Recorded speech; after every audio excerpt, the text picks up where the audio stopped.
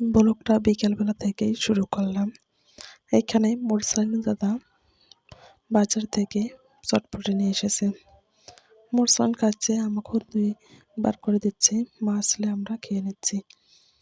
এটা হলো পরের দিন সকালবেলা বলতে 10টা-11টার দিকে। মোরসালিনেরও যেহেতু পরীক্ষা চলতেছে, আমি ওকে স্কুল থেকে নিয়ে আসলাম।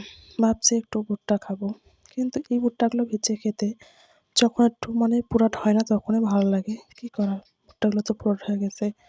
আমাদের যেহেতু ভুট্টা, বই বাড়ি থেকে একটা ভুট্টা নিয়ে আসলাম। এসে সমস্ত দানাগুলো এইভাবে খুলে নিয়ে আপনারা একটু লবণ দেবেন। লবণ দিলে ভুট্টাটা খেতে সুন্দর লাগে। আমি একটু লবণ দিয়ে মেখে এরকম করে চুলায় বসিয়ে দিয়েছি। দেখুন, অদ্ভুত কি কাণ্ড, তাই না?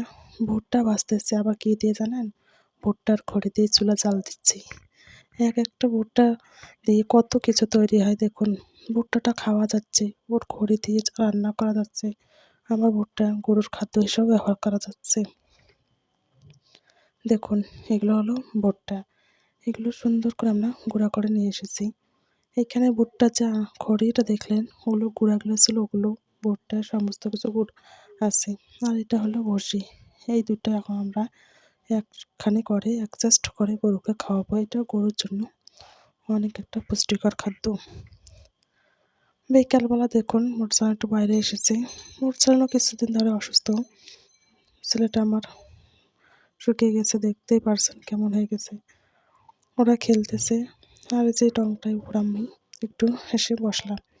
বিকেলের আবহাওয়াটা দেখতে কত সুন্দর, তাই না? যেহেতু এখন আবহাওয়াটা একটু ঠান্ডা, এরকমই ভালো লাগে আমায়।